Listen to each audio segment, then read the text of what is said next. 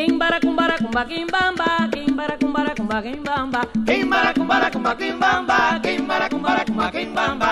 Hey mama, hey mama, hey mama, hey mama. It's a one-man show based on a recording done of my father before he passed away, recounting the story of how he planned and executed the escape of 28 people from Cuba in a boat under the cover of a moonless night.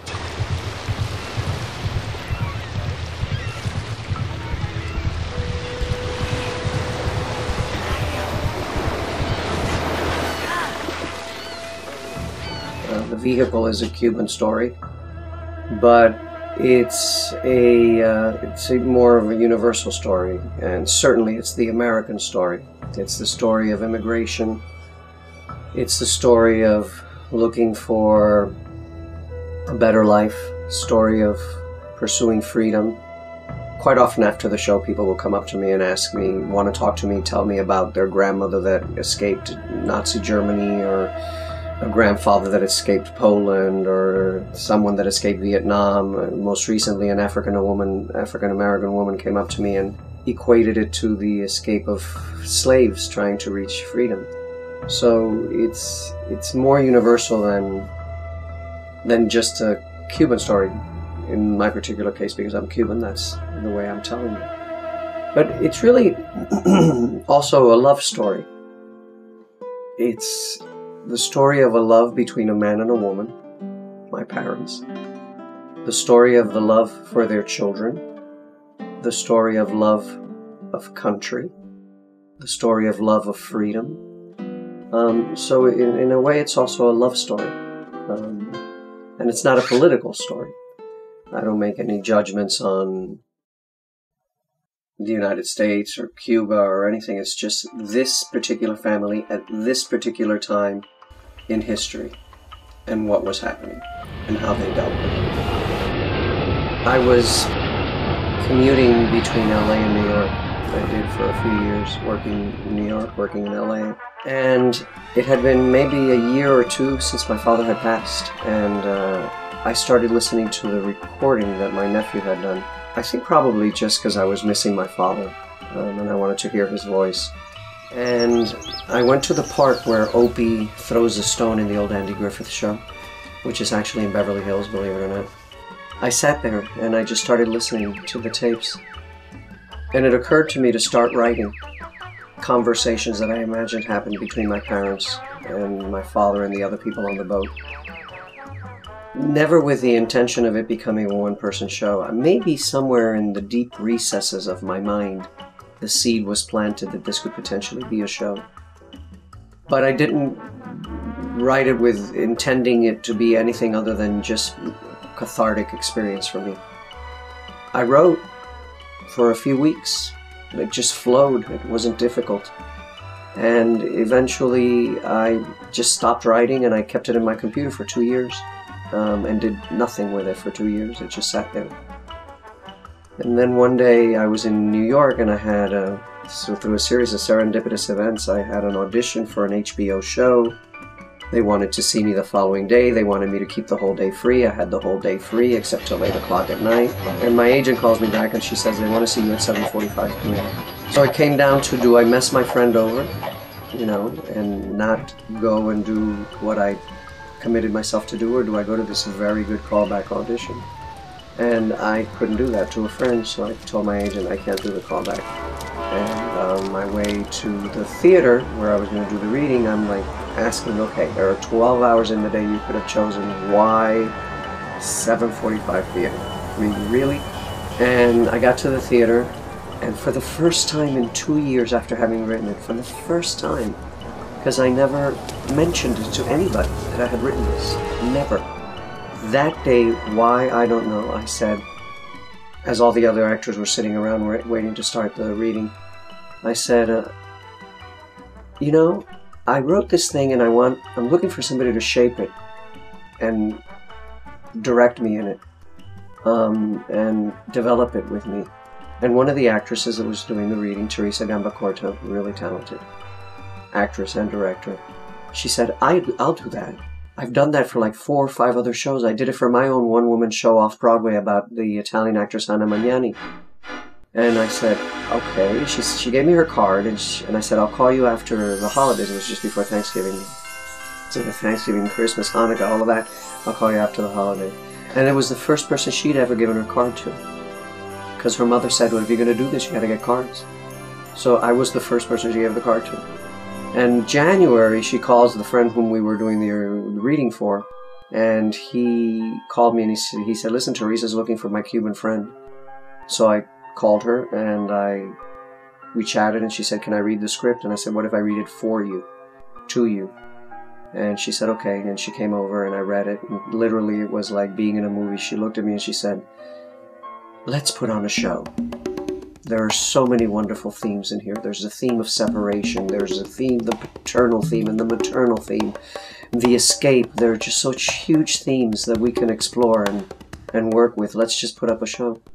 And we started working, and we worked for 6 months.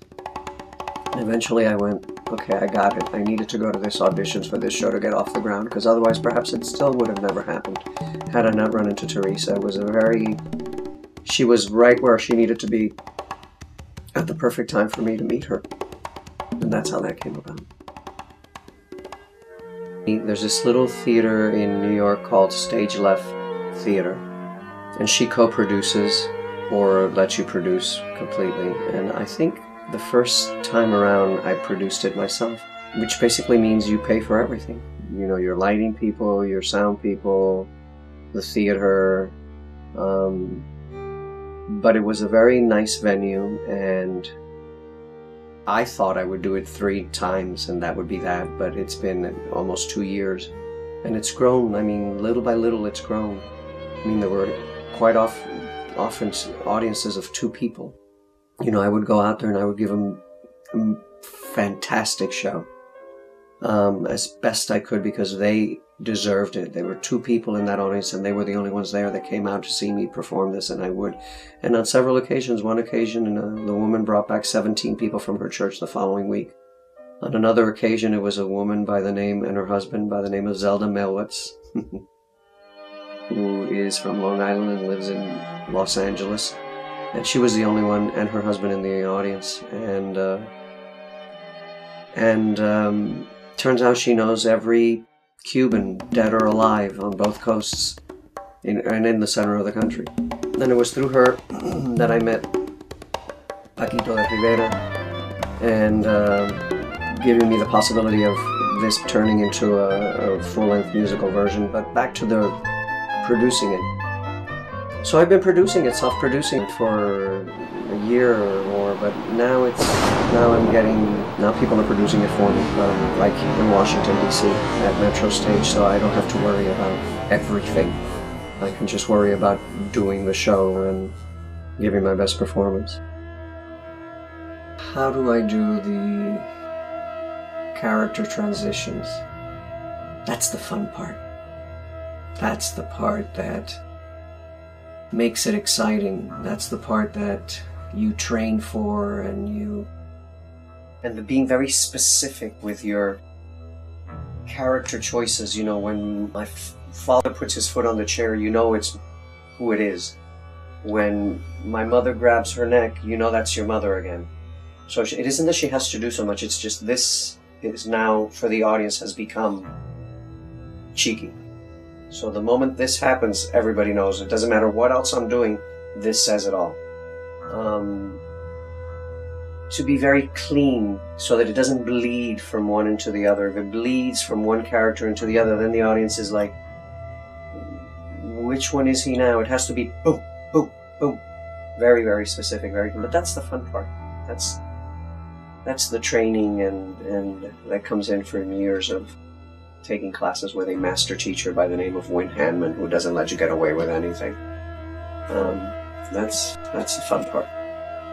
You know, I had an acting teacher once that said to one of the students, I don't remember what scene she was talking about or what scene the student was doing, but there was a scene where she had to have a very big emotional connection to what was happening. It was a death. And she was having a hard time, the actress was, to repeat it every rehearsal and every time that she had to do it. And it was here in Washington, D.C. at the Shakespeare Theater. I think it was Fran Dorn. She said, if you're not willing to go to your mother's deathbed every night when you do this show, then you're in the wrong business. That's what it takes. So that kind of stayed with me. I mean, so the emotional parts, after you've been doing it for, it's one of those wonderful, scary, magical actor thing that it could be just one word that'll take you to that emotional moment. And you can't tell what the word is to anybody, because if you tell anybody what the word is, it'll never work again. Because the secret's gone. It has to be just one thing that just takes you there and helps you, get to that emotional place. That too is fun. But there's also technique. I mean, sometimes you can't always hit the emotional moment exactly, precisely. And so you rely on your technique at that point, Sometimes you're on stage and it's like you're riding a wave. You just hit that wave and the show ends and you're like, wow, what happened? It's over? And sometimes it's like, you mean I'm still in the middle of the show? I still got another half hour to go? I'm on the boat still? So it's just, you never know what's going to happen when you hit that stage. You just never know. Last show there was a woman choking to death at one of the most emotional moments in the show, and I'm like, do I slow this down for the audience's sake so that she can, compose herself? Or do I just keep going through? And so I kind of played with her coughs. Just like, okay, she's going for it, let me not give the punchline. So it's that magic of live theater. There is no theater without an audience. I would just be standing up there doing what? Really, the energy from the audience is magnificent and magical thing. Sometimes you can hear a pin drop and you're like, oh my God, I'm bombing out here. But it isn't. They're just transfixed. They're really listening. Actually, the audience when you guys were there was a very quiet audience. And then the next night, people were laughing at all through the show. And that, of course, it fuels you. The more they laugh, the more you get fueled. But I've learned now, I've done it enough times that I used to worry when I heard nothing. Nothing. But not anymore. Now I just adjust to it. And sometimes I get glimpses and I see people wiping tears and I'm like, okay, they're with me. They're with me. But that's the magical part.